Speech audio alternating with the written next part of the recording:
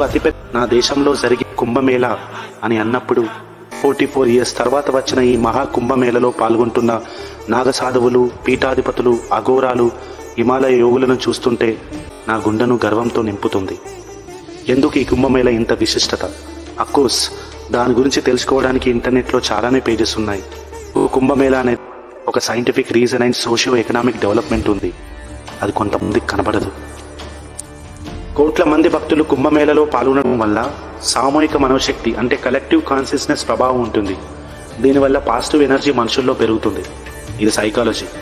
కొన్ని scientific research ప్రకారం గంగాజలంలో living bacteria హతమార్చే శక్తి ఉంటుంది. ఇది వాటర్లో ఉన్న వైరల్ ఫేజ్ వల్ల జరుగుతుంది. దానివల్ల కోట్లాది మంది పుణ్యస్నానాలు చేసినా ఎలాంటి రోగాలు రాకుండా వాళ్ళ బాడీ యొక్క ఇమ్యూనిటీని కూడా పెంచుతుంది. ఇది బయాలజీ. కుంభమేళ సమయం గ్రహాల స్థితి ఆధారంగా నిర్ధారించబడుతుంది. ఆ కుంభమేళ నాడు సూర్యుడు, చంద్రుడు, బృహస్పతి ఒకే నిర్దిష్ట రాశిలో ఉండడం వల్ల పున్నమి నాట ప్రభావం ఎక్కువగా ఉంటుంది. ఇది శరీర శక్తిని, మానసిక ఉల్లాసాన్ని పెంచుతుంది. ఇది ఆస్ట్రానమీ. Most importantly